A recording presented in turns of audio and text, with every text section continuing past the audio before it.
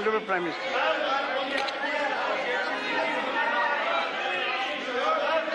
Honorable Prime Minister. आदरणीय सभापति जी, राष्ट्रपति जी के अभिभाषण पर धन्यवाद प्रस्ताव पर जो चर्चा चल रही है, उस चर्चा में शरीक होकर के मैं आदरणीय राष्ट्रपति जी का आदरपूर्वक धन्यवाद करता हूं।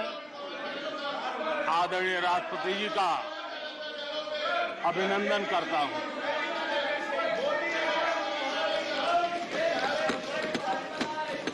आदरणीय राष्ट्रपति जी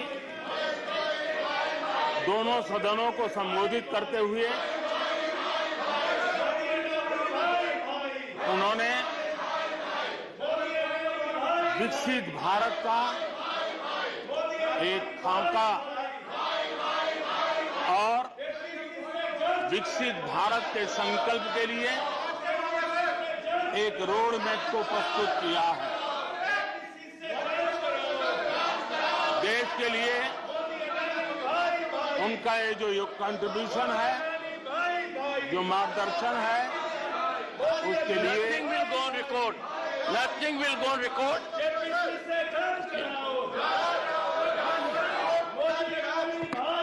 Honorable members, honorable members, honorable members, take your seat. Honorable members,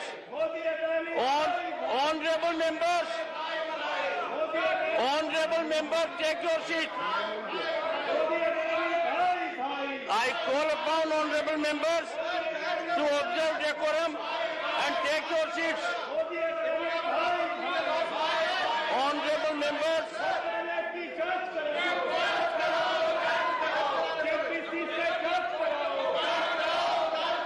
honorable members, take your seats. I will be called upon to name you. I will be called upon to name you. Take your seats. Take your seats. Honorable Prime Minister.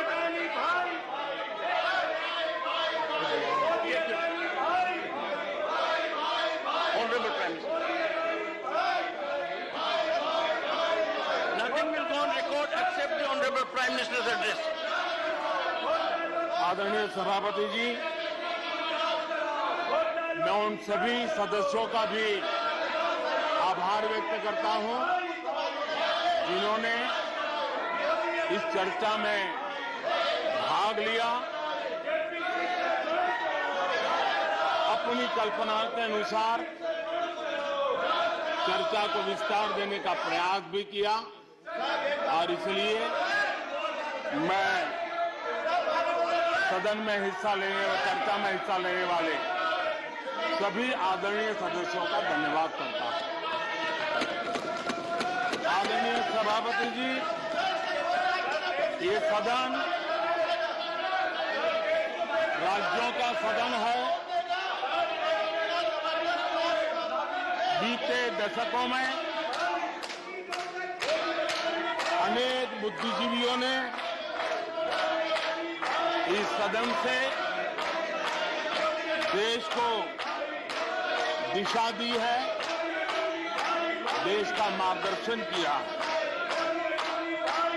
इस सदन में अनेक साथी ऐसे हैं जो अपने व्यक्तिगत जीवन में भी बहुत कुछ सिद्धियां प्राप्त की हुई हैं, अपने व्यक्तिगत जीवन में बहुत बड़े काम भी किए हुए हैं और इसलिए इस सदन में जो भी बात होती है उस बात को देश बहुत गंभीरता से सुनता है और देश उसे बहुत गंभीरता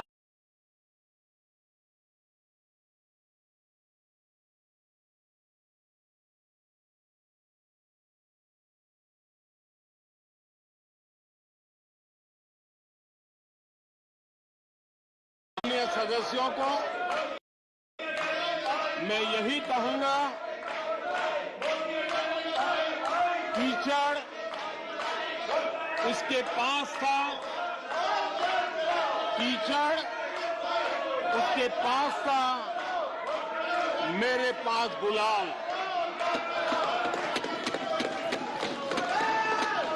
कीचड़ उसके पास था, मेरे पास गुलाल।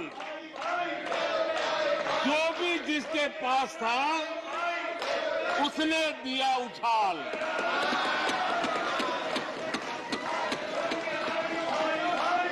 और अच्छाई है,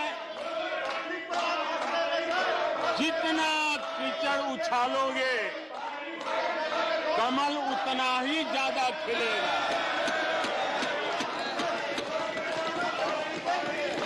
और इसलिए कमल खिलाने में आपका प्रत्यक्ष परोक्ष जो भी योगदान है, इसके लिए मैं उनका भी आभार व्यक्त करता हूं।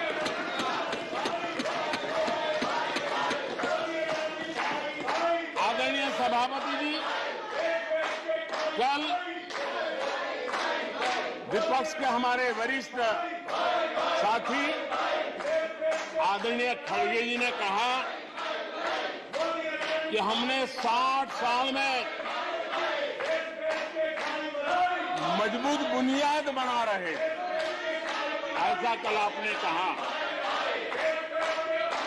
और उनकी शिकायत थी कि बुनियाद तो हमने बनाई और क्रेडिट मोदी ले रहा है।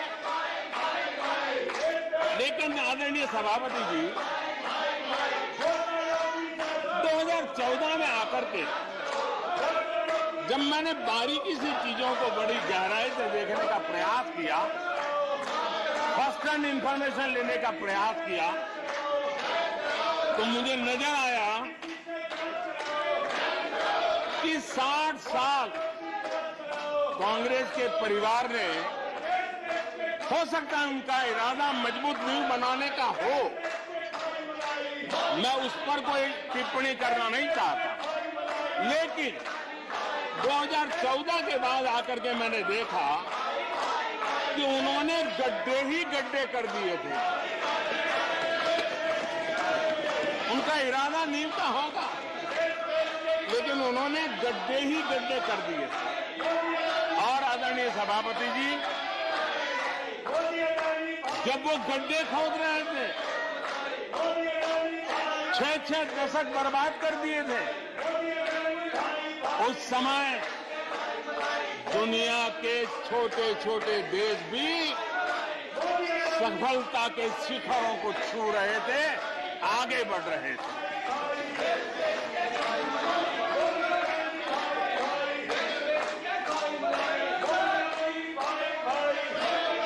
आदरणीय सभापति जी, उनका तो वो साल इतना अच्छा माहौल था कि पंचायत से लेकर के पार्लियामेंट तक उन्हीं की दुनिया चलती थी। इतना देश भी अनेक आशा अपेक्षाओं के साथ आंख बंद करके उनका समर्थन करता था। लेकिन उन्होंने इस प्रकार की कार्यशैली विकसित की, इस प्रकार का कल्चर विकसित किया कि जिसके कारण वे एक भी चुनौती का परमानेंट सॉल्यूशन करने का न कभी सोचा, न कभी उनको सूझा, न कभी उन्होंने प्रयास किया।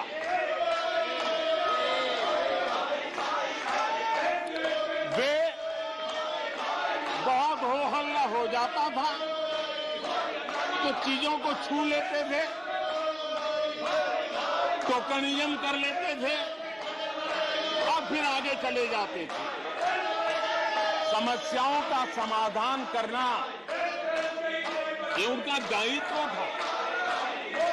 देश की जनता समस्याओं से जूझ रही थी, देश की जनता देख रही थी कि समस्या का समाधान कितना बड़ा लाभ कर सकता है, लेकिन उनकी प्रायोरिटीज अलग थी, उनके इरादे अलग थे और उसके कारण किसी भी बात का परमानेंट सॉल्यूशन का प्रयास नहीं किया।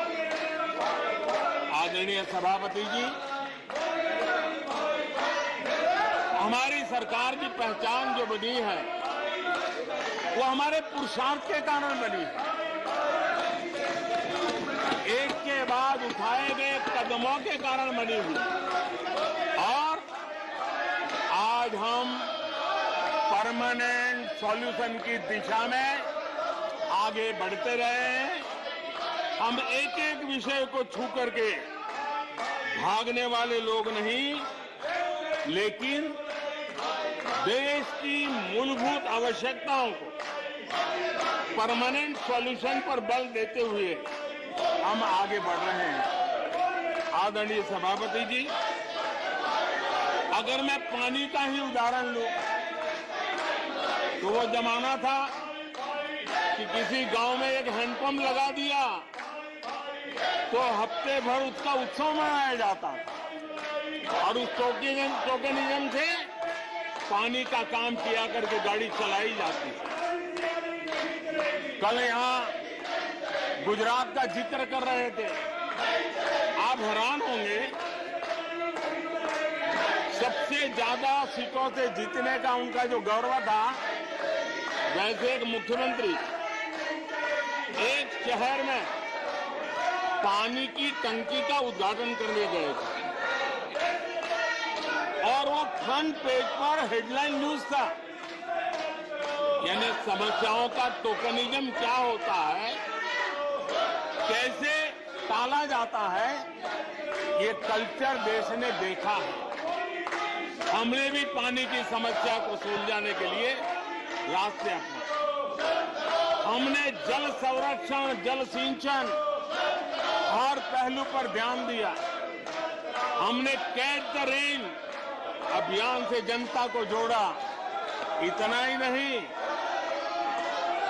आजादी के पहले से अब तक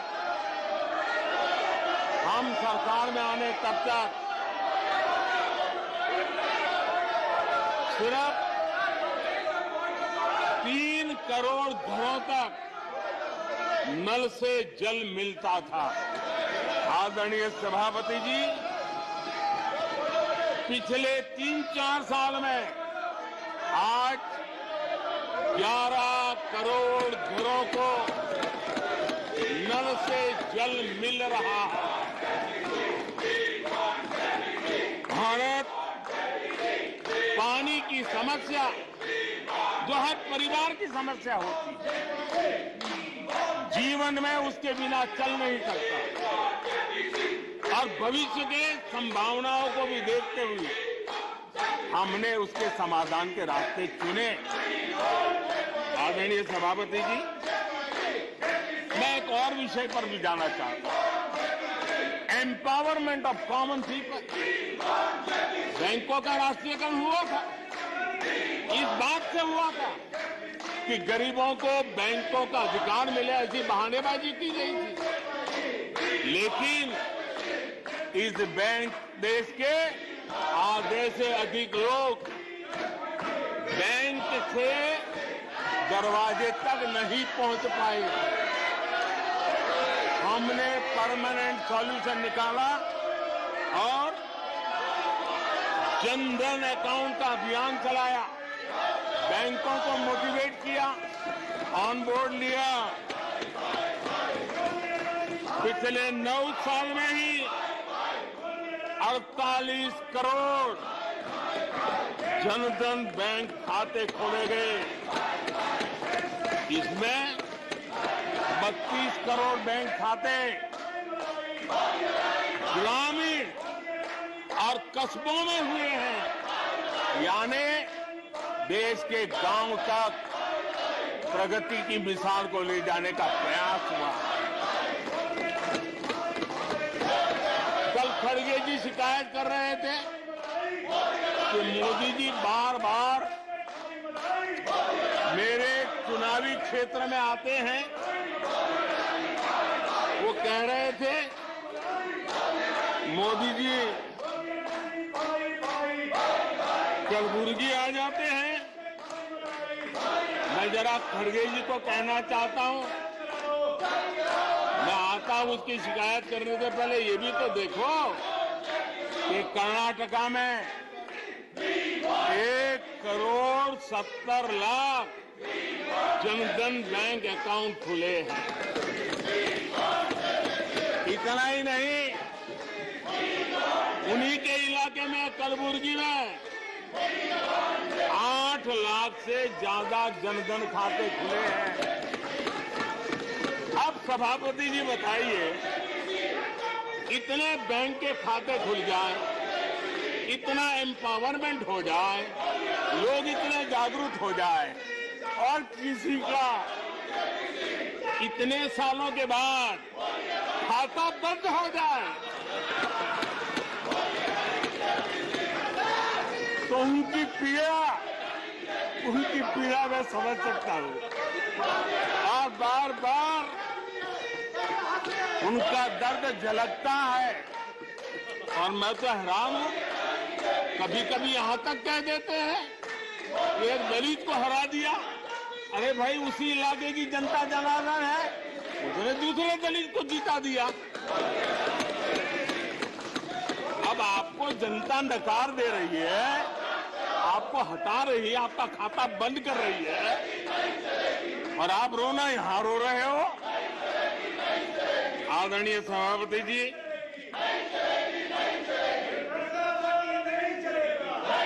जनधन, आधार, मोबाइल, ये जो त्रिशक्ति है और उसने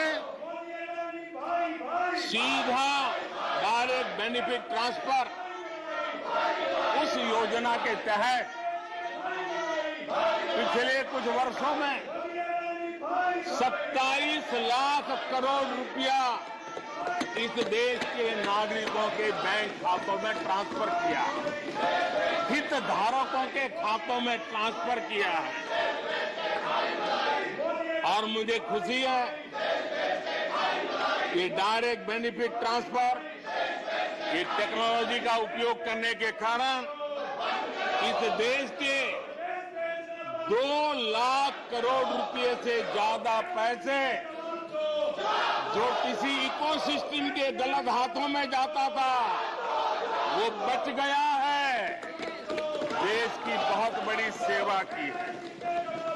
और मैं जानता हूं, जिस इकोसिस्टम के सागरितों को, चेले चपाटों को जो 2 लाख करोड़ की ऐसी फायदे मिलते रहते थे, उनका चिल्लाना भी बहुत स्वाभाविक है।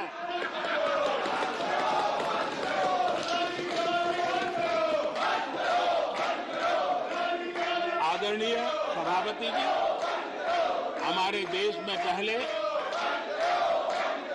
परियोजनाएं अटकाना, लटकाना, भटकाना, ये उनकी कार्य संस्कृति का हिस्सा बन गया था। यही उनका कार्य करने का तरीका बन गया था।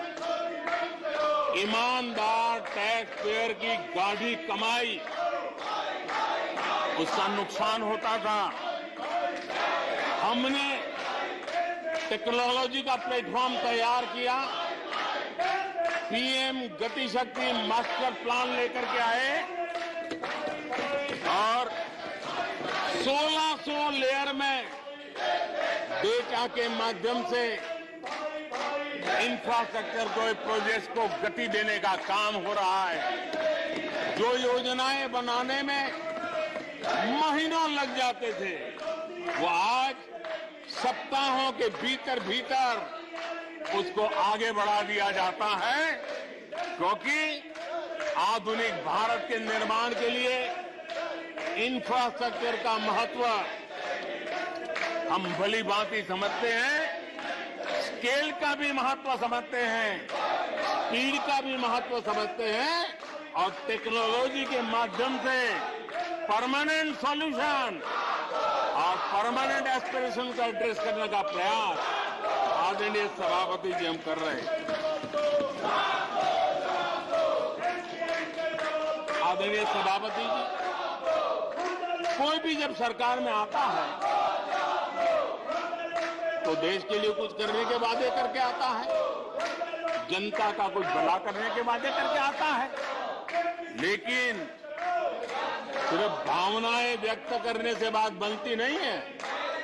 आप कह दें कि हम ऐसा चाहते हैं, हम ऐसा चाहते हैं, जैसे कभी कहा जाता था गरीबी हटाओ, 4-4 दशक हो गए हैं, हुआ कुछ नहीं। इसलिए विकास की गति क्या है,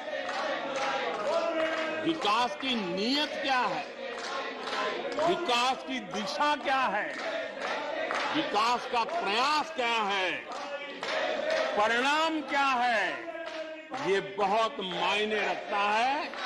सिर्फ आप कहते रहे कि हम भी कुछ करते थे, इतने से बात बनती नहीं है। आदरणीय सभापति जी, जबकि हम जनता को उनकी प्राथमिकताओं के आधार पर उनकी आवश्यकताओं, और जब जनता की इतनी बड़ी आवश्यकताओं के लिए मेहनत करते हैं तो हम पर दबाव भी बढ़ता है, हमें मेहनत भी ज्यादा करनी पड़ती है, हमें परिश्रम भी ज्यादा करना पड़ता है। लेकिन हमने, जैसे महात्मा गांधी जी कहते थे, श्रेय और प्रेय, हमने श्रेय का रास्ता चुना है, प्रिय लग जाए आराम कर लें, वो रास्ता हमने नहीं चुना है। मेहनत करनी पड़ेगी तो करेंगे, दिन रात खपाना पड़ेगा तो खपाएंगे, लेकिन जनता जनार्दन के एस्पिरेशन को चोट नहीं पहुंचने देंगे और उसके एस्पिरेशन सिद्धियों में परिवर्तित हो जाए और देश विकास की यात्रा को पार करे, इसके लिए हम काम करते रहेंगे। इन सपनों को लेकर के चलने वाले हम लोग हैं और हमने वो करके दिखाया। आदरणीय सभापति जी, अब आप देखिए, देश आजाद हुआ तब से 2014 तक 14 करोड़ एलपीजी कनेक्शन थे और लोगों की मांग भी थी। लोग सांसदों के पास जाते थे कि हमें एलपीजी कनेक्शन मिल जाए, और उस समय 14 करोड़ घरों में था, डिमांड भी कम थी, प्रेशर भी कम था, आपको गैस लाने के लिए खर्चा भी नहीं करना पड़ता था, आपको गैस पहुंचाने के लिए व्यवस्था, आप भी मजे में, चलती भी गाड़ी, काम होता नहीं था, लोग इंतजार करते रहते थे। लेकिन हमने सामने से होकर के तय किया कि हर घर को एलपीजी कनेक्शन देंगे। हमें मालूम था कि हम कर रहे हैं, हमें मेहनत करनी पड़ेगी, हमें मालूम था हमें धन खर्च करना पड़ेगा, हमें मालूम था हमें दुनिया भर से गैस लाना पड़ेगा। ये सब दबाव की संभावना जानने के बावजूद भी हमारी प्राथमिकता मेरे देश का नागरिक था, हमारी प्राथमिकता हमारे देश के सामान्य लोग थे, और इसलिए हमने 32 करोड़ से ज्यादा परिवारों के पास गैस कनेक्शन पहुंचाए। नया इंफ्रास्ट्रक्चर खड़ा करना पड़ा, धन खर्चना पड़ा। आदरणीय सभापति जी, इस एक उदाहरण से आप समझ सकते हैं कि हमें कितनी मेहनत करनी पड़ी होगी, लेकिन हमने आनंद के साथ, संतोष के साथ, गर्व के साथ इस मेहनत को किया, और मुझे खुशी है कि सामान्य मानवी को उसका संतोष मिला। इससे बड़ा एक सरकार के लिए संतोष क्या हो सकता है। आदरणीय सभापति जी, आजादी के अनेक दशकों के बाद भी इस देश में 18,000 10,000 से ज्यादा गांव ऐसे थे जहां बिजली नहीं पहुंची थी, और ये गांव अधिकतर हमारे आदिवासी बस्ती के गांव थे, हमारे पहाड़ों पर जिंदगी गुजारने वालों के लोगों के गांव थे, जनजातीय से गांव थे, नॉर्थ ईस्ट के गांव थे। लेकिन ये उनके चुनाव के हिसाब किताब में बैठता नहीं था, इसलिए इनकी प्रायोरिटी नहीं था। हम जानते थे ये कठिन काम इन्होंने छोड़ दिए हैं। हमने कहा हम तो मक्खन पे लकीर करने वाले नहीं, पत्थर पे लकीर करने वाले लोग हैं। हम इस चुनौती को भी उठाएंगे, हम इस चुनौती को भी उठाएंगे। और हमने हर गांव में बिजली पहुंचाने का संकल्प उठाया।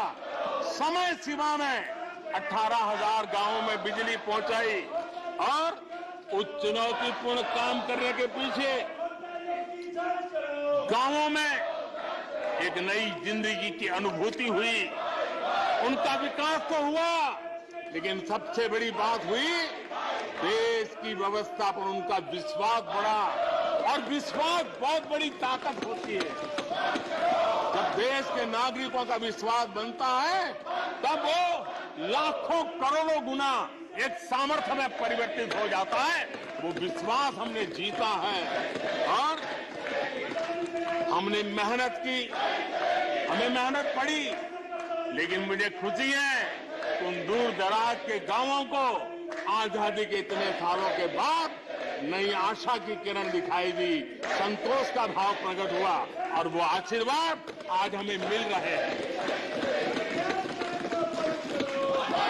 आदरणीय सभापति जी, पहले की सरकारों में कुछ घंटे बिजली आती थी, कहने को तो लगता था बिजली आ गई, गांव के बीच में खंभा डाल दिया तो हर साल उसकी संवत्सरी मनाते थे, फलानी तारीख को खंभा डाला गया था, बिजली तो आती नहीं थी।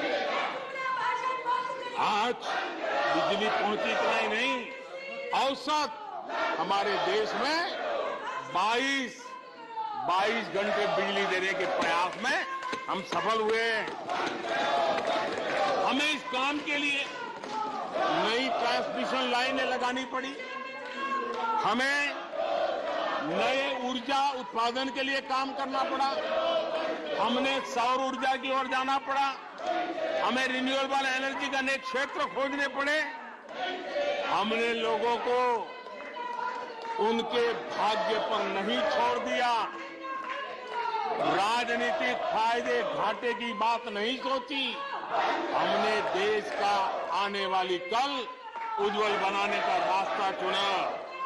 हमने खुद के लिए दबाव बढ़ाया, लोगों की मांग बढ़ने लगी, दबाव बढ़ने लगा, हमने मेहनत वाला रास्ता चुना, और इसके नतीजे आज देश देख रहा है। देश ऊर्जा के क्षेत्र में प्रगति की ऊंचाइयों को प्राप्त कर रहा है। आदरणीय सभापति जी,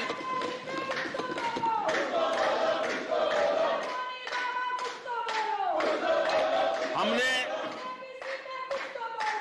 आजादी के अमृत काल में एक बहुत बड़ा हिम्मत भरा कदम उठाया।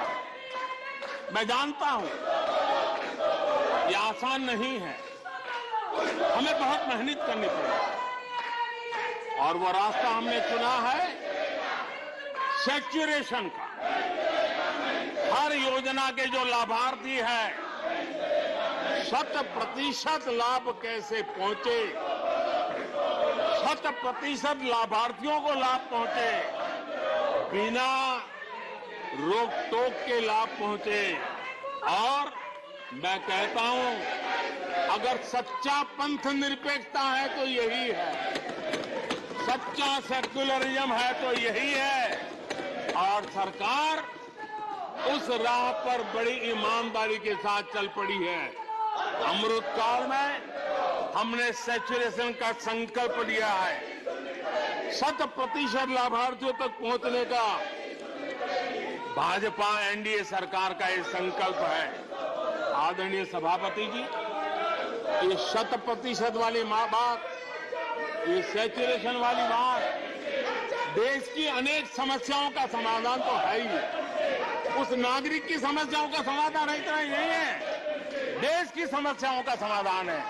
एक ऐसी नई कार्य संस्कृति को लेकर के हम आ रहे हैं जो देश में मेरा तेरा अपना पराया उन सारे भेदों को मिटाने वाला रास्ता है। सैचुरेशन वाला हम लेकर के आए। सैचुरेशन तक पहुंचने का मतलब होता है भेदभाव की सारी गुंजाइशें खत्म करना।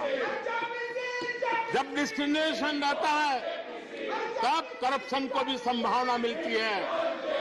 कोई कहेगा मुझे जल्दी दो, तो कहता है इतना दोगे तो दूंगा, लेकिन 100% जाना है तो उसको विश्वास होता है भले इस महीने मुझे नहीं पहुंचा, 3 महीने के बाद पहुंचेगा, लेकिन पहुंचेगा।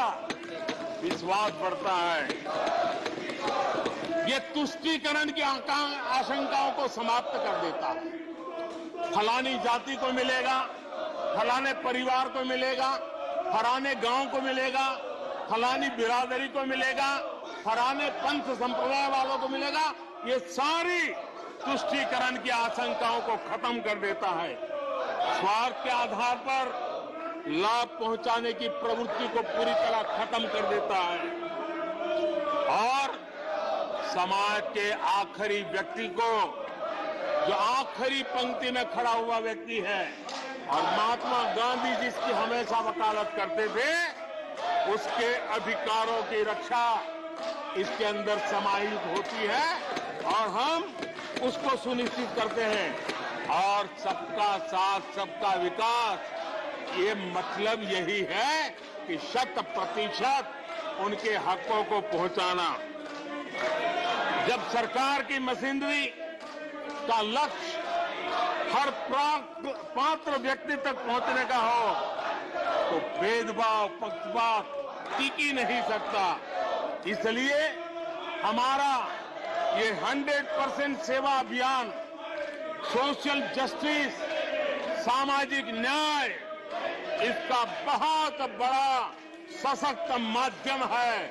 यही सामाजिक न्याय की असली गारंटी है। यही सच्ची पंथ निरपेक्षता है। यही सच्चा सेकुलरिज्म है। हम देश को विकास का ये मॉडल दे रहे हैं जिसमें हितधारक सबको उनके हक मिले। देश हमारे साथ है। कांग्रेस को बार बार देश नकार रहा है, लेकिन कांग्रेस और उसके साथी अपनी साजिशों से बाज नहीं आते हैं और जनता ये देख भी रही है और उनको हर मौके पर सजा भी देती रही। आदरणीय सभापति जी, हमारे देश की आजादी में 1857 से लेकर के स्वतंत्र संग्राम का कोई भी दशक उठा लीजिए, हिंदुस्तान का कोई भी भूभाग उठा लीजिए, मेरे देश की आजादी की लड़ाई में मेरे देश के आदिवासियों का योगदान स्वर्णिम पृष्ठ से भरा पड़ा हुआ है। गर्व होता है देश को कि मेरे आदिवासी भाइयों ने आजादी के महात्म्य को समझा था, लेकिन दशकों तक मेरे आदिवासी भाई विकास से वंचित रहे और विश्वास का सेतु तो कभी बन ही नहीं पाया। आशंकाओं से भरी हुई व्यवस्था बनी और उन नौजवानों के मन में बार बार सरकारों के लिए सवाल उठते चले गए, लेकिन उन्होंने सही नियत से काम किया होता, नेक नियत से काम किया होता, आदिवासियों के कल्याण के प्रति समर्पण भाव से काम किया होता, तो आज 21वीं सदी के तीसरे दशक में मुझे इतनी मेहनत नहीं करनी पड़ती, लेकिन उन्होंने नहीं किया। अटल बिहारी वाजपेयी की सरकार थी, पहली बार इस देश में आदिवासियों के विकास के लिए अलग मंत्रालय बना, पहली बार आदिवासियों के कल्याण के लिए, भलाई के लिए, विकास के लिए अलग बजट की व्यवस्था हुई। आदरणीय सभापति जी, हमने 110 जिलों को आकांक्षी जिलों के रूप में आइडेंटिफाई किया, जो विकास में पीछे रह गए, सामाजिक न्याय जैसे महत्व का है, एवं भौगोलिक रूप से भी जो पीछे रह गए हैं उनको न्याय दिलाना उतना ही आवश्यक होता है। और इसलिए हमने 110 आकांक्षी जिले और 110 में आधे से अधिक वो इलाके हैं जहां बहुल जनसंख्या जनजातीय है, मेरे आदिवासी भाई बहन रहते हैं। 3 करोड़ से ज्यादा आदिवासी भाइयों को इसका सीधा लाभ मिला है, उनके जीवन में बदलाव आया है। इन क्षेत्रों में शिक्षा, स्वास्थ्य, इंफ्रास्ट्रक्चर, इसमें अभूतपूर्व सुधार हुआ है, क्योंकि हमने 110 जिलों पर विशेष फोकस किया है, उनका रेगुलर मॉनिटरिंग कर रहे हैं।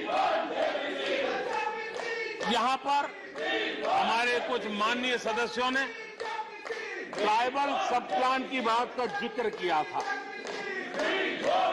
मैं ऐसे साथियों का अनुरोध करता हूं कि जरा समय निकाल करके किसी पढ़े लिखे व्यक्ति की मदद लेकर के बैठिए, जो बजट को अध्ययन कर सकता है, थोड़ा समझा सकता है, और आप देखेंगे तो पता चलेगा कि बजट में शेड्यूल्ड ट्राइब कंपोनेंट फंड्स, इसके तहत 2014 के पहले की तुलना में 5 गुना अधिक वृद्धि हुई है।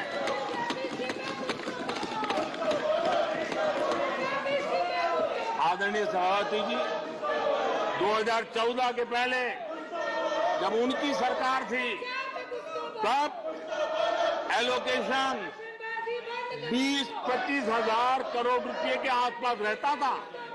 बहुत पुरानी बात नहीं है, सिर्फ 20-25 हजार करोड़ रुपए। आज यहां आकर के गीत गा रहे हैं। हमने आकर के इस वर्ष 1,20,000 करोड़ का प्रावधान किया। हमने बीते 9 वर्षों में हमारे आदिवासी, हमारे जनजातीय भाई बहनों के उज्जवल भविष्य के लिए और बच्चों के उज्जवल भविष्य के लिए 500 नए एकलव्य मॉडल स्कूल स्वीकृत किए हैं, और ये 4 गुना ज्यादा बढ़ोतरी है।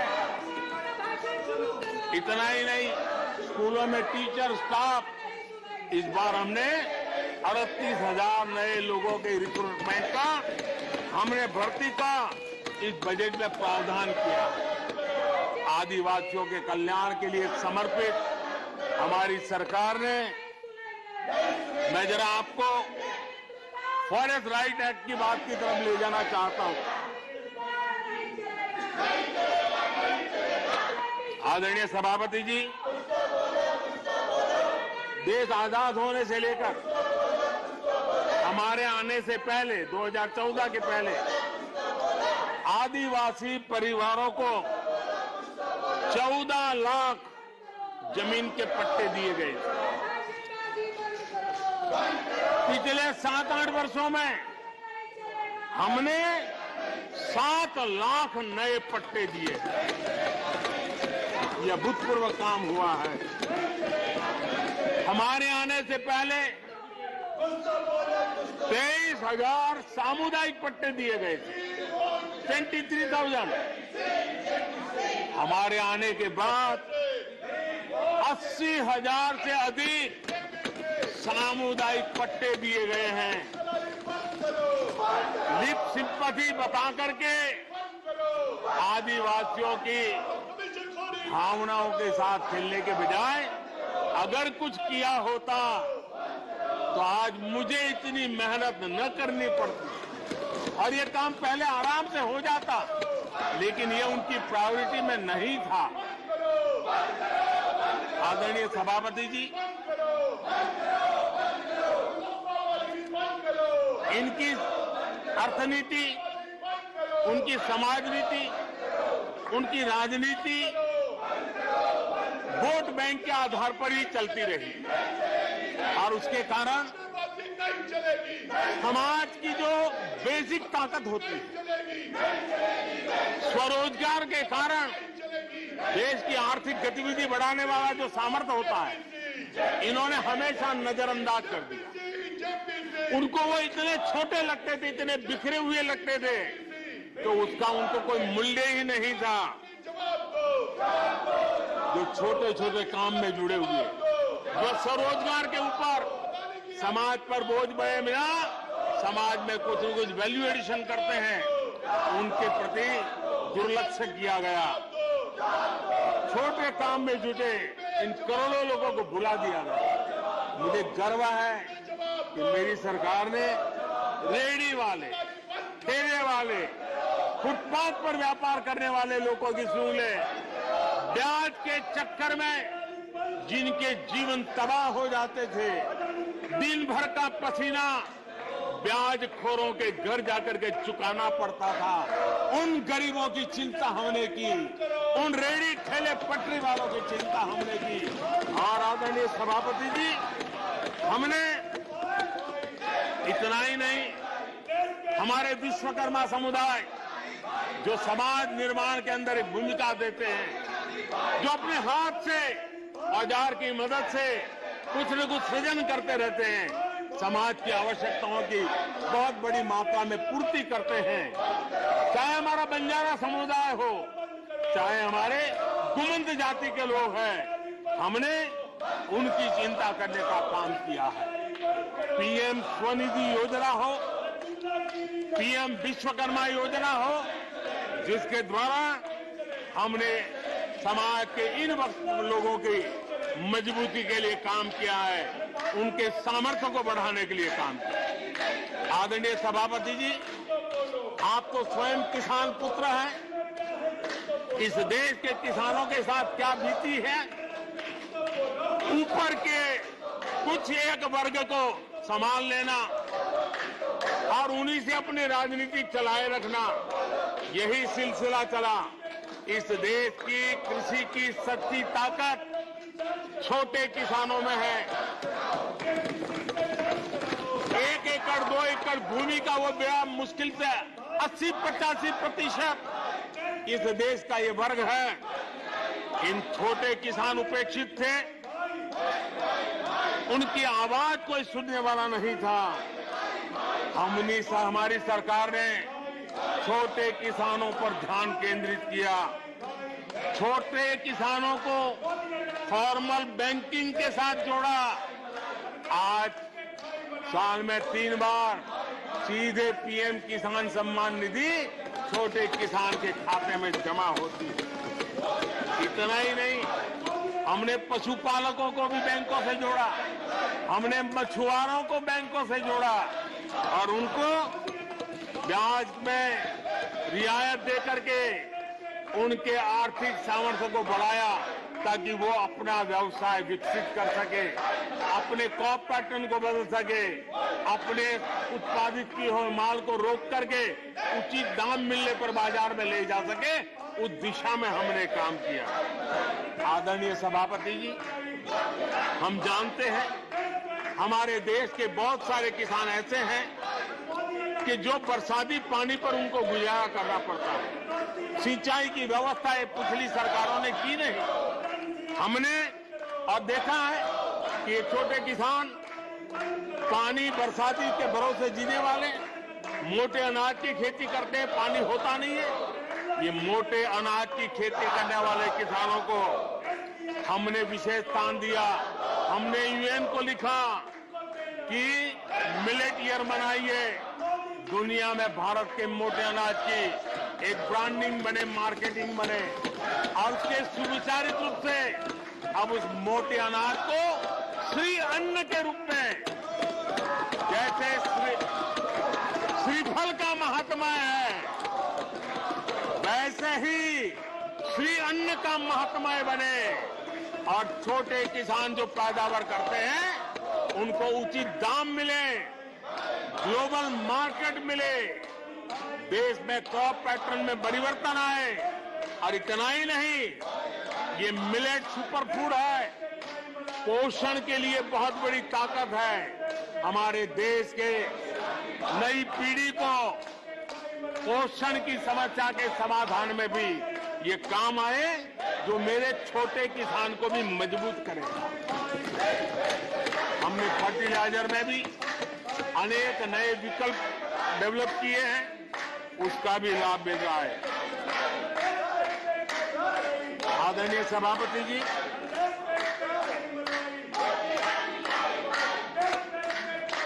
हमें बड़े कन्विक्शन के साथ मैं मानता हूं कि जब निर्णय प्रक्रिया में माताओं बहनों की भागीदारी बढ़ती है तो परिणाम अच्छे मिलते हैं, जल्दी मिलते हैं और निर्धारित लक्ष्य को प्राप्त करने वाले होते हैं। और इसलिए माता बहनों की भागीदारी बढ़े, वे निर्णय प्रक्रिया में हमारे साथ जुड़े, उस दिशा में महिला सशक्तिकरण को लेकर के, महिलाओं के नेतृत्व के विकास के लिए हमारी सरकार ने प्राथमिकता दी है।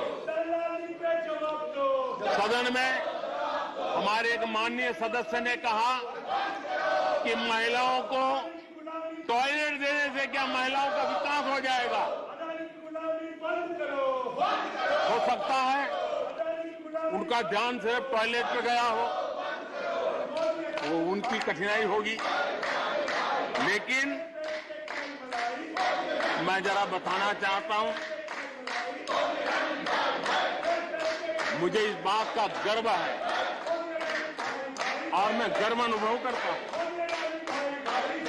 क्योंकि मैं राज्य में रह करके आया हूं, मेरे गांव में जिंदगी गुजार के आया हूं। मुझे गर्व है कि 11 करोड़ शौचालय बना करके मैंने मेरी माताओं बहनों को इज्जत कर दिया है। मुझे इस बात का गर्व है। हमारी माताओं बहनों, हमारी बेटियों के जीवन चक्र की तरफ जरा नजर करें। हमारी सरकार माताओं बहनों के सशक्तिकरण के लिए कितनी संवेदनशील है, उसकी तरफ मैं जरा ध्यान आकर्षित करना चाहता हूं। और जिनको सिर्फ टॉयलेट पे ही सोच अटक गई थी, वो जरा कान खुल करके सुने, ताकि आगे जाकर ये बताने में उनको सुविधा होगी। गर्भावस्था के दौरान शिशु को पौष्टिक खाना मिले, इसके लिए हमने मातृ वंदना योजना चलाई। और इसके लिए प्रेगनेंसी के समय महिला के बैंक खाते में सीधा पैसा जाए, ताकि उसको पोषण से उसके गर्भ में जो बच्चा है उसके स्वास्थ्य को भी लाभ हो। हमारे यहाँ माता मृत्यु दर, शिशु मृत्यु दर, इस गंभीर समस्या से मुक्ति का एक उपाय इंस्टीट्यूशनल डिलीवरी।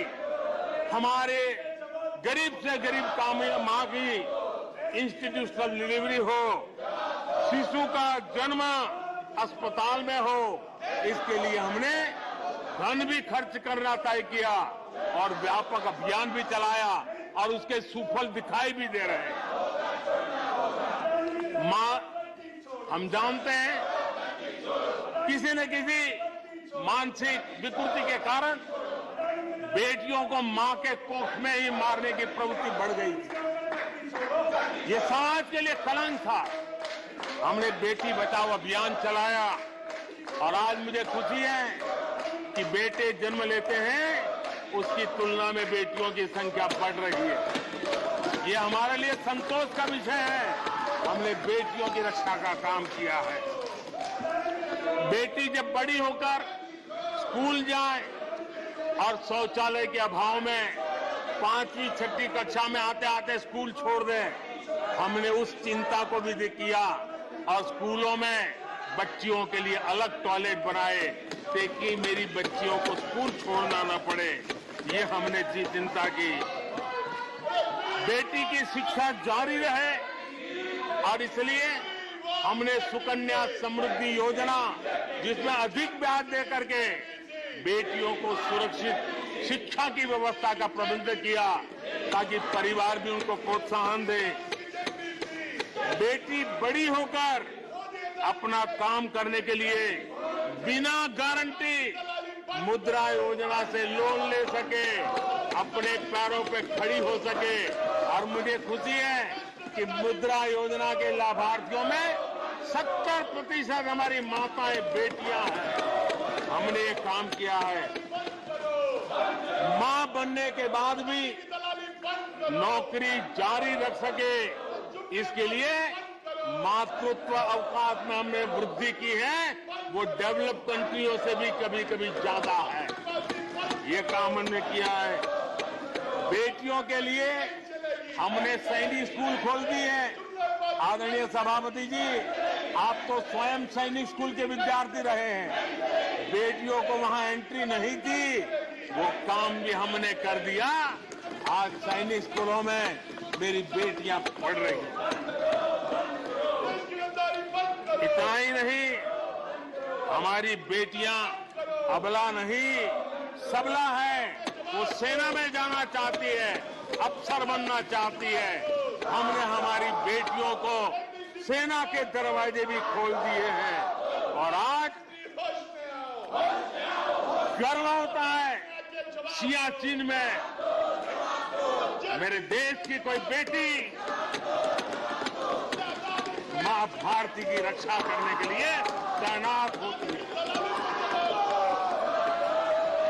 बेटी को गांव में कमाई के अवसर मिले और इसके लिए हमने विमेन सेल्फ हेल्प ग्रुप, उसको एक नई ताकत दी, वैल्यू एडिशन किया और बैंकों से मिलने वाली उनकी रकम में बहुत बड़ा इजाफा किया। और इसलिए वो भी हमने उनकी प्रगति के लिए हमारी माताओं, बेटियों को, बहनों को लकड़ी के धुएं से जिंदगी में मुसीबतें झेलनी न पड़े, इसलिए हमने उज्ज्वला योजना से गैस का कनेक्शन दिया। हमारी माताओं, बहनों को, बेटियों को पीने का पानी के लिए जूझना न पड़े, 2-2, 4-4 किलोमीटर तक जाना न पड़े। हमने नल से घर तक पानी पहुंचाने का अभियान चलाया ताकि मेरी माताओं, बेटों को, बेटियों को, बहनों को, बेटियों को अंधेरे में गुजारा न करना पड़े। इसलिए हमने सौभाग्य योजना से ऐसे गरीब परिवारों तक बिजली पहुंचाई। बेटी, मां, बहन कितनी ही गंभीर बीमारी हो लेकिन कभी बताती नहीं है। उसको चिंता रहती है कि कहीं बच्चों पे कर्ज हो जाएगा, परिवार पर बोझ हो जाएगा। वो पीड़ा सहती है लेकिन अपने बच्चों को अपनी बीमारी के विषय में नहीं बताती है। उन माताओं, बहनों को आयुष्मान कार्ड दे करके अस्पताल में बड़ी से बड़ी बीमारी से मुक्ति का रास्ता हमने खोल दिया है। आदरणीय सभापति जी, बेटी का संपत्ति पर अधिकार हो, इसलिए हमने सरकार की तरफ से जो आवाज देते हैं उसमें बेटी के राइट को निश्चित किया, उसके नाम पर प्रॉपर्टी करने का काम किया। हमने महिला सशक्तिकरण के लिए हमारी माताओं, बहनों को जो भी छोटी मोटी बचत कर लें, मुसीबत झेल करके बचत करना माताओं, बहनों का स्वभाव होता है और वो घर में अनाज के डिब्बे में पैसे रख करके गुजारा करती है। उस मुसीबत में निकाल के हमने उसको जनधन के खाते दे दिए, बैंक में पैसा जमा करे, इसकी व्यवस्था कर दे। और आदरणीय सभापति जी, इस बजट सत्र के लिए तो गर्व की बात है कि बजट सत्र का प्रारंभ महिला राष्ट्रपति के द्वारा होता है और बजट सत्र का विधिवत प्रारंभ महिला वित्त मंत्री के अवसर पर होता है। देश में ऐसा संयोग पहले कभी नहीं आया जो आज आया है।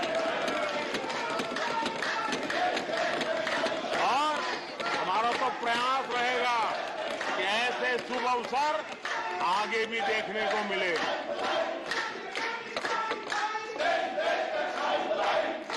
आदरणीय सभापति जी,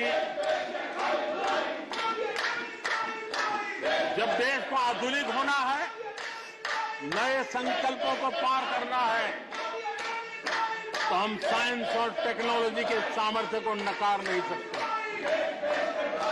साइंस और टेक्नोलॉजी के महात्मा को हमारी सरकार भली भांति समझती है, लेकिन हम टुकड़ों में नहीं सोचते, हम टोकनिज्म में नहीं सोचते हैं।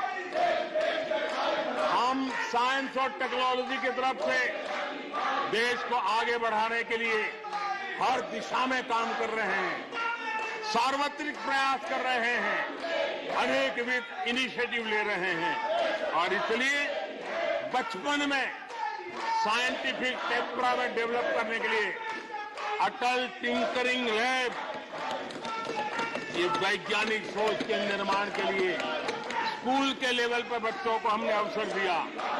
उससे थोड़ा आगे निकले, बच्चा कुछ करना शुरू कर ले, तो हमने अटल इंक्यूबेशन सेंटर खड़े किए, ताकि कुछ अगर अच्छी प्रगति की है तो उसको वो वायुमंडल मिले, ताकि वो टेक्नोलॉजी में कन्वर्ट करने के लिए वो खोज, वो इनोवेशन काम आ जाए। इसके लिए हमने विज्ञान की इस प्रगति का परिणाम, हमने नीतियां बदली। स्पेस के क्षेत्र में अब प्राइवेट भागीदारी का हमने सपना पूरा किया, और मुझे खुशी है मेरे देश के नौजवान आज प्राइवेट सैटेलाइट छोड़ने की ताकत रखते हैं। ये साइंस एंड टेक्नोलॉजी। आज स्टार्टअप की दुनिया जो मूलतः साइंस और टेक्नोलॉजी से जुड़ी हुई है, उसमें यूनिकॉर्न की संख्या में आज हम दुनिया में तीसरे नंबर पर पहुंच गए हैं। आदरणीय सभापति जी, आज ये देश गर्व करेगा कि सर्वाधिक पेटेंट इनोवेशन और दुनिया के बाजार में टिकता है पेटेंट, ये सबसे अधिक पेटेंट रजिस्टर करने में आज मेरे देश के नौजवान आगे आ रहे हैं। आदरणीय सभापति जी, आधार की ताकत क्या होती है वो हमारी सरकार ने आके दिखा दिया, और आधार से जुड़े हुए जो विद्वान लोग हैं उन्होंने भी कहा है कि आधार के महत्व को, टेक्नोलॉजी के महत्व को 2014 के बाद समझा गया, और उसके कारण वो मेहनत अब रंग ला रही है।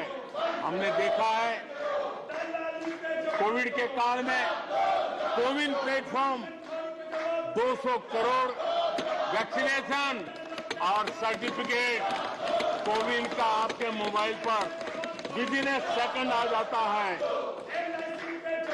लेकिन दुनिया को अचंभा तब हुआ कि भारत अपनी वैक्सीन लेकर के आ गया है कोविड में। दुनिया के लोग अपनी वैक्सीन, हमारे यहाँ कोई बहुत बड़ा मार्केट था, बेचने के लिए भांति भांति के प्रेशर करते थे, आर्टिकल लिखे जाते थे, टीवी में इंटरव्यू दिए जाते थे, सेमिनार किए जाते थे। इतना ही नहीं, मेरे देश के वैज्ञानिकों को बदनाम करने के लिए, उनको नीचा दिखाने के लिए कल तक प्रयास चले, कल तक प्रयास चले, कल तक प्रयास चले। और मेरे ही देश के वैज्ञानिकों ने आज दुनिया में जिसको स्वीकृति मिली है ऐसी वैक्सीन से, मेरे देशवासियों का ही नहीं 150 देशों के लोगों की आवश्यकताओं को पूरी किया जाता है। ये विज्ञान के विरोधी लोग, ये टेक्नोलॉजी के विरोधी लोग,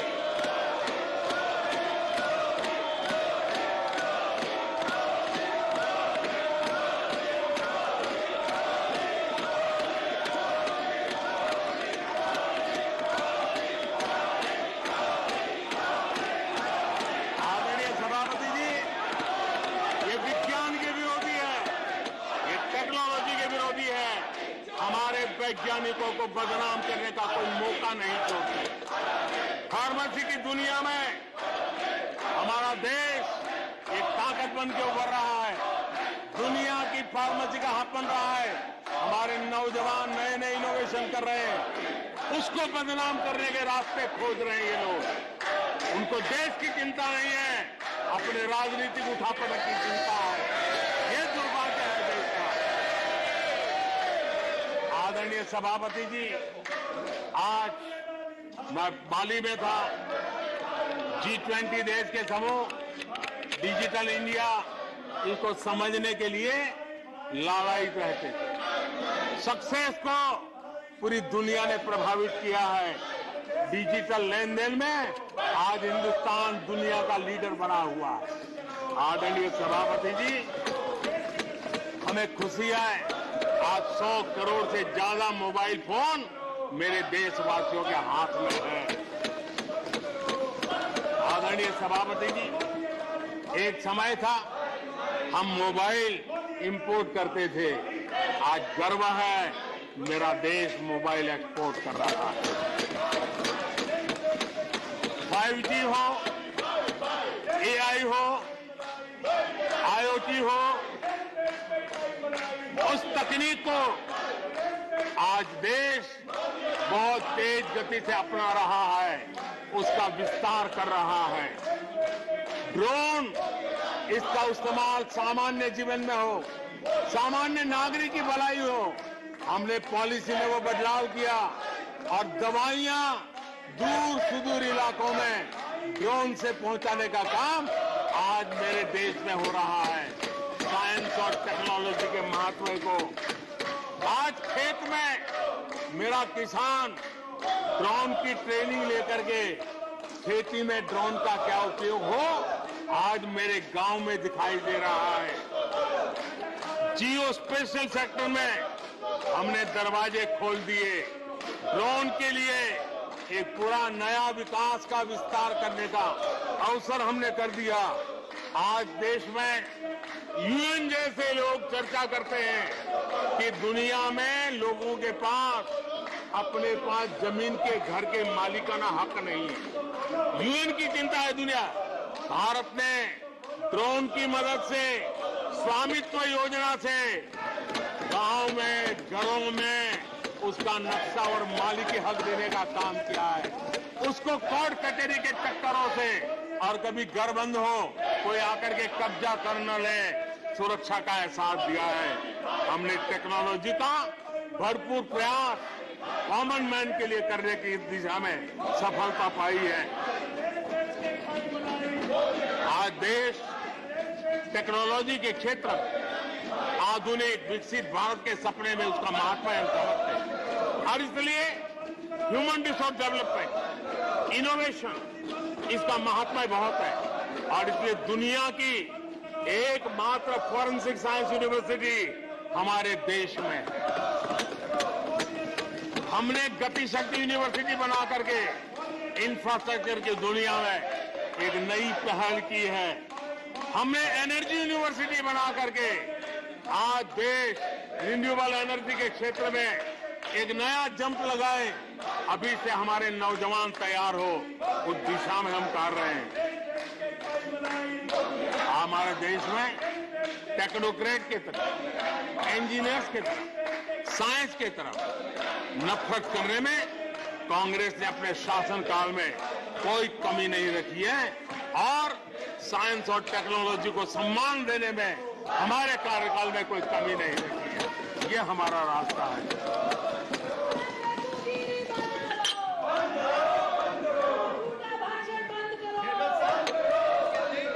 आदरणीय सभापति जी, यहाँ रोजगार की भी चर्चा हुई। मैं हैरान हूं कि जो अपने आप को सबसे लंबे समय तक सार्वजनिक जीवन का दावा करते हैं, इनको ये मालूम नहीं है कि नौकरी और रोजगार में फर्क होता है।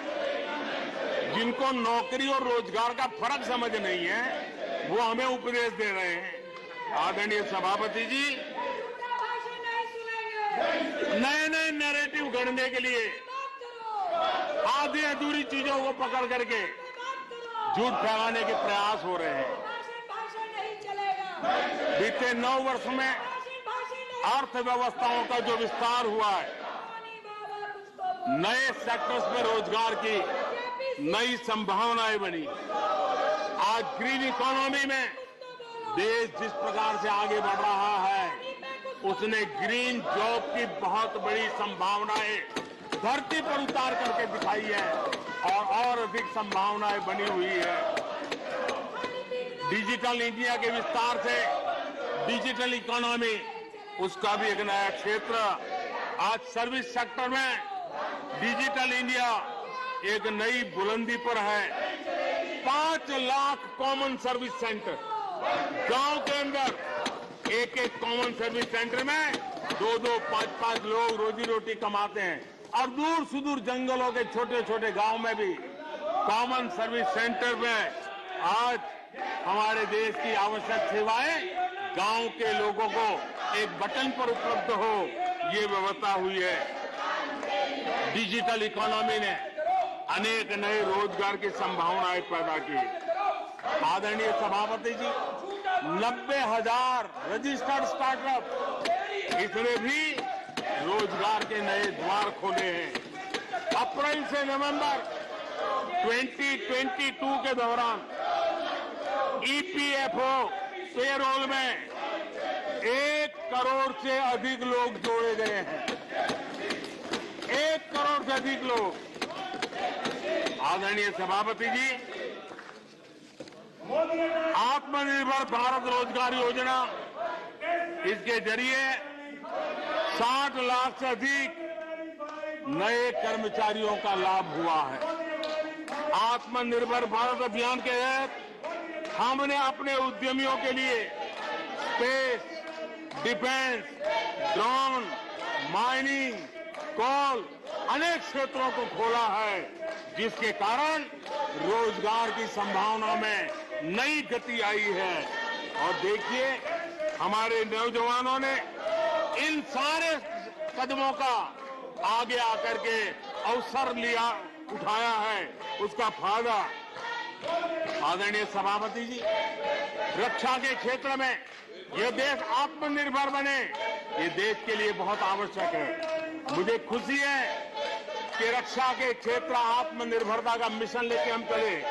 आज 350 से ज्यादा निजी कंपनियां रक्षा के क्षेत्र में आई है और करीब 1 लाख करोड़ रुपए का एक्सपोर्ट रक्षा के क्षेत्र में मेरा देश कर रहा है। और अभूतपूर्व रोजगार इस क्षेत्र में भी पैदा हुए हैं। आदरणीय सभापति जी, रिटेल से लेकर के टूरिज्म तक हर सेक्टर का विस्तार हुआ है। खादी और ग्रामोद्योग, महात्मा गांधी के साथ जो व्यवस्था जुड़ी हुई है, खादी ग्रामोद्योग को भी डुबो दिया था। आजादी के बाद सर्वाधिक खादी ग्रामोद्योग के रिकॉर्ड तोड़ने का काम हमारे कालखंड में हुआ है। आदरणीय सभापति जी, इंफ्रास्ट्रक्चर में हो रहा रिकॉर्ड निवेश, चाहे रेल का काम होता हो, रोड का काम होता हो, पोर्ट का काम होता हो, एयरपोर्ट का काम होता हो, प्रधानमंत्री ग्राम सड़क योजनाएं बनती हो, ये सारे इंफ्रास्ट्रक्चर के काम, उसके लिए जो मटेरियल लगता है, उस इंडस्ट्री में रोजगार की संभावनाएं बढ़ी है। हर जगह निर्माण कार्य के अंदर मजदूर से लेकर मैकेनिक तक हर प्रकार के रोजगार की संभावनाएं, इंजीनियर से लेकर के श्रमिक तक हर किसी के लिए रोजगार के नए अवसर बने हैं। और उसी के कारण यूथ विरोधी नीति लेकर के चले हुए लोगों को आज यूथ नकार रहा है और यूथ के भलाई के लिए हम जिन नीतियों को लेकर के चल रहे हैं, इसको आज देश स्वीकार कर रहा है। आदरणीय सभापति जी, यहां भी ये भी कहा गया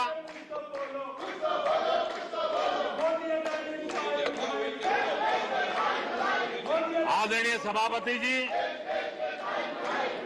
यहां ये भी कहा गया कि सरकार की योजनाओं को उनके नामों को लेकर के आपत्ति उठाई। कुछ लोगों को ये भी परेशानी है कि नामों में कुछ संस्कृत टच है। बताइए, इसकी भी परेशानी। आदरणीय सभापति जी, मैंने किसी अखबार में पढ़ा था, मैं कोई वेरीफाई तो नहीं किया है, और रिपोर्ट कह रही थी 600 जितनी सरकारी योजनाएं सिर्फ गांधी नेहरू परिवार के नाम पे है।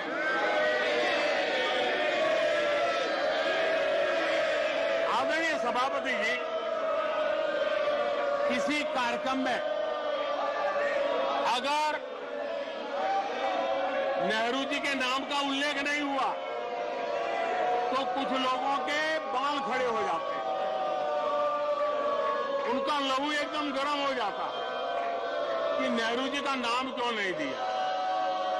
आदरणीय सभापति जी, मैं बहुत आश्चर्य होता है कि चलो भाई, हमसे कभी छूट जाता होगा नेहरू जी का नाम, और छूट जाता होता होगा हम ठीक भी कर लेंगे क्योंकि वो देश के पहले प्रधानमंत्री थे। लेकिन मुझे ये समझ नहीं आता है कि उनकी पीढ़ी का कोई व्यक्ति नेहरू सरनेम रखने से डरता क्यों है।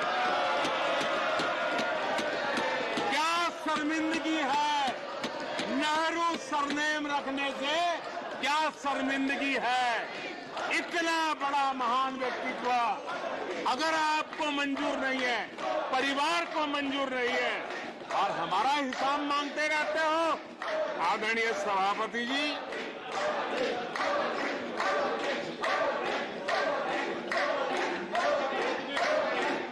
कुछ लोगों को समझना होगा, ये सदियों पुराना देश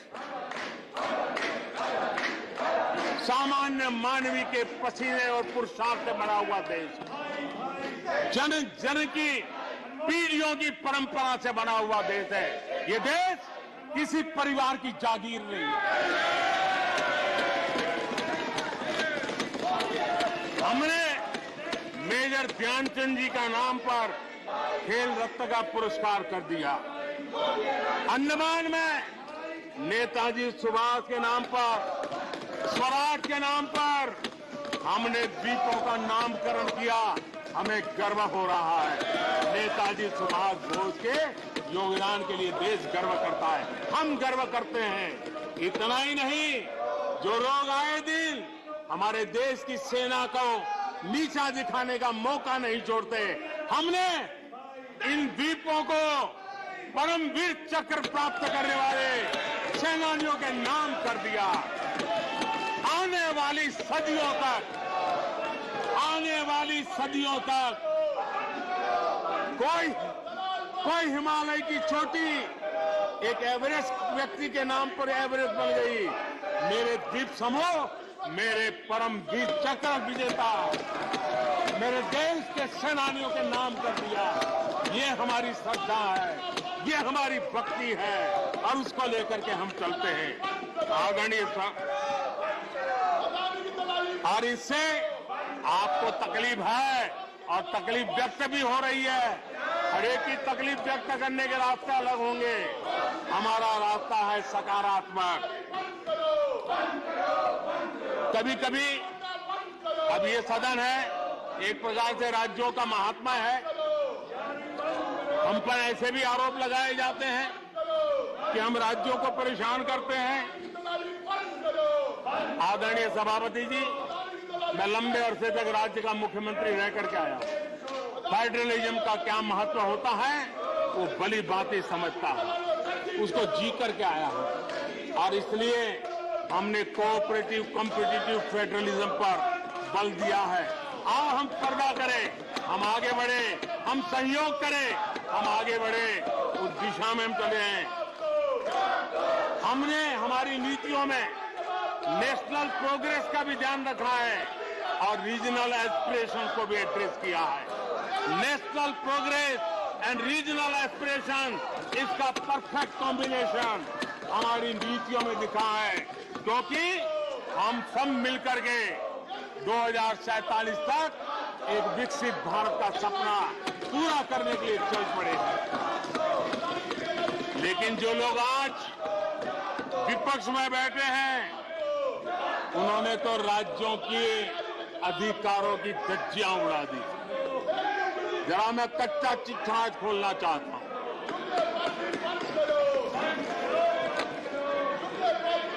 जरा इतिहास उठा करके देख लीजिए,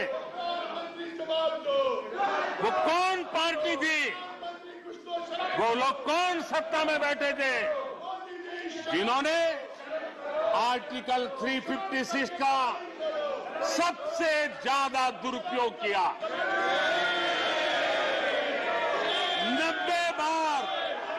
90 बार चुनी हुई सरकारों को गिरा दिया।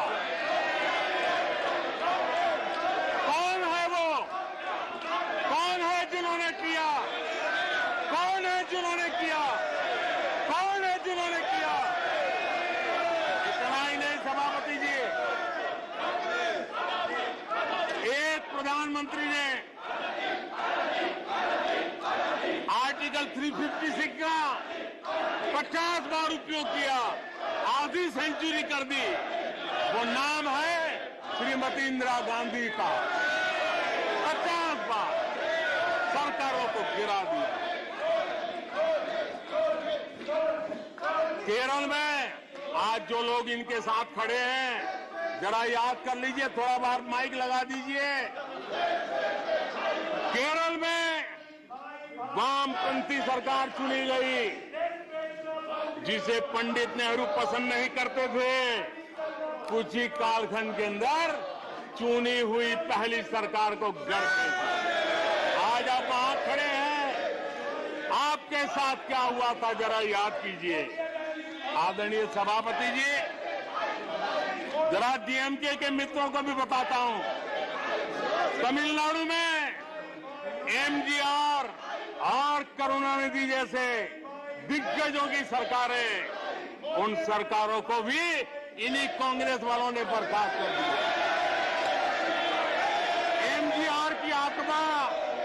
एमजीआर की आत्मा देखती होगी आप कहां खड़े हो। यहां पर पीछे बैठे हैं इस सदन के वरिष्ठ सदस्य, और जिनको मैं हमेशा एक आदरणीय नेता मानता हूं, श्रीमान शरद पवार जी। 1980 में शरद पवार जी का आयु 35-40 साल की थी। एक नौजवान मुख्यमंत्री महाराष्ट्र की सेवा करने के लिए निकला था, उनकी सरकार को भी गिरा दिया गया और आज वो वहां है। आज वो वहां हर क्षेत्रीय नेता को उन्होंने परेशान किया। और एनटीआर के साथ क्या किया? यहां कुछ लोग आज कपड़े बदले होंगे, नाम बदला होगा, ज्योतिषियों की सूचना के अनुसार नाम बदला होगा, लेकिन कभी वो भी उनके साथ थे। उस एनटीआर की सरकार को, और वो तबीयत के लिए अमेरिका गए थे, अपने हेल्थ के लिए गए थे। आपने एनटीआर की सरकार को गिराने का प्रयास किया। ये कांग्रेस की राजनीति का स्तर था। आदरणीय सभापति जी, अखबार निकाल के देख लीजिए, हर अखबार लिखता था कि राजभवनों को कांग्रेस के दफ्तर बना दिए गए हैं, कांग्रेस के हेडक्वार्टर बना दिए गए। 2005 में झारखंड में एनडीए के पास ज्यादा सीटें थी, लेकिन गवर्नर ने यूपीओ को शपथ के लिए बुला लिया था। 1982 में हरियाणा में भाजपा और देवीलाल के पास प्री पोल उनका एग्रीमेंट था, उसके बावजूद भी गवर्नर ने कांग्रेस की सरकार के लिए निमंत्रण कर दिया था। ये कांग्रेस के पाप, और आज देश को गुमराह करने की बातें कर रहे हैं। आदरणीय सभापति जी, मैं इस बात को जानना चाहता हूं, मैं एक गंभीर विषय की ओर अब ध्यान देना भी चाहता हूं। महत्वपूर्ण विषयों को मैंने स्पर्श किया है, और आज देश में आर्थिक नीतियों की जिनको समझ नहीं है, जो 24 घंटा राजनीति के सिवाय कुछ सोचते नहीं है, जो सत्ता के खेल खेलना यही जिनको सार्वजनिक जीवन का काम दिखता है, उन्होंने अर्थनीति को अनर्थ नीति में परिवर्तित कर दिया। मैं उनको चेतावनी देना चाहता हूं, और मैं इस सदन की गंभीरता के साथ उनसे कहना चाहता हूं कि अपने रिस्पेक्टिव स्टेट को जाके समझाएं कि ये गलत रास्ते पर न चले जाएं। हम हमारे पड़ोस के देशों का हाल देख रहे हैं कि वहां पर क्या हाल हुआ है। अनाप शनाप कर्ज लेकर के किस प्रकार के देशों को डुबो दिए गए। आज हमारे देश में भी तत्कालीन लाभ के लिए अगर भुगतान करेगा तो आने वाली पीढ़ी करेगी। हम तो कर्ज करो जीपीओ वाला खेल आने वाला देखेगा। ये कुछ राज्यों ने अपनाया है, वो उनका तो तबाह कर देंगे, देश को भी बर्बाद कर देंगे। अब देश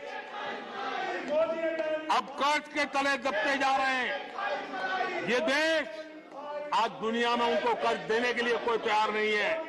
ये मुसीबतों से गुजर रहे हैं। मैं राजनीतिक वैचारिक मतभेद हो सकते हैं, दलों के विषय में एक दूसरे के प्रति टीका टिप्पणी हो सकती है, लेकिन देश की आर्थिक सेहत के साथ खिलवाड़ मत कीजिए। आर्थिक सेहत के साथ खिलवाड़ मत कीजिए। आप ऐसा कोई पाप मत कीजिए जो आपके बच्चों के अधिकारों को छीन ले और आज अपना मौज कर लें और बच्चों के नसीब में बर्बादी छोड़ के चले जाए। ऐसा करके न जाए। आज आपको पॉलिटिकली सूट कर, मैंने तो देखा एक मुख्यमंत्री ने बयान दिया कि भाई अब ठीक है, मैं तो निर्णय करता हूं, अभी मुसीबत मुझे कहां आएगी, 2030-32 के बाद आएगी, जो आएगा वो भुगतेगा। क्या कोई देश ऐसे चलता है क्या? लेकिन ये जो वृत्ति बन रही है वो बहुत चिंता का विषय है। आदरणीय सभापति जी, देश की आर्थिक सेहत के लिए राज्यों ने भी अपनी आर्थिक सेहत के संबंध में डिसिप्लिन का रास्ता चुनना पड़ेगा और तभी जाकर के वे राज्य भी इस विकास की यात्रा का लाभ ले पाएंगे और उनके राज्यों के नागरिकों का भला करने में हमें भी सुविधा हो जाएगी, ताकि हम उन तक लाभ पहुंचाना चाहते हैं। आदरणीय सभापति जी, 2047 में यह देश विकसित भारत बने, ये हम सबका संकल्प है। 140 करोड़ देशवासियों का संकल्प है। अब देश पीछे मुड़ करके देखने को तैयार नहीं है। देश लंबी छलांग मारने को तैयार है। जिनकी 2 वक्त की रोटी का सपना था उसको आपने एड्रेस नहीं किया, हमने उसको एड्रेस किया है। जिसको सामाजिक न्याय की अपेक्षा थी जो आपने एड्रेस नहीं किया, हमने एड्रेस किया है। जिन अवसरों को तलाशता था उन अवसरों को उपलब्ध कराने के लिए हमने अनेक कदम उठाए हैं और आजाद भारत का जो सपना है उन सपने को पूरा करने के लिए हम संकल्पबद्ध होकर के चले। और आदरणीय सभापति जी, देश देख रहा है, देश देख रहा है, एक अकेला कितनों को भारी पड़ रहा है, एक अकेला कितनों को भारी पड़ रहा है। अरे नारे बोलने के लिए भी उनको बदल करना पड़ता है। जो भी ये बोलता है घंटे पर से आवाज की जवाब देना। आदरणीय सभापति जी, एक कन्विक्शन के कारण चला हूं, देश के लिए जीता हूं, देश के लिए कुछ करने के लिए निकला हुआ हूं। और इसलिए ये राजनीतिक खेल खेलने वाले लोग, उनके अंदर वो हौसला नहीं है, वो ढूंढ रहे हैं, बचने का रास्ता खोज रहे हैं। आदरणीय सभापति जी, राष्ट्रपति जी के उम्दा भाषण को, राष्ट्रपति जी के मार्गदर्शक भाषण को, राष्ट्रपति जी के प्रेरक भाषण को इस सदन के अंदर अभिनंदन करते हुए, धन्यवाद करते हुए आपका भी आभार लेते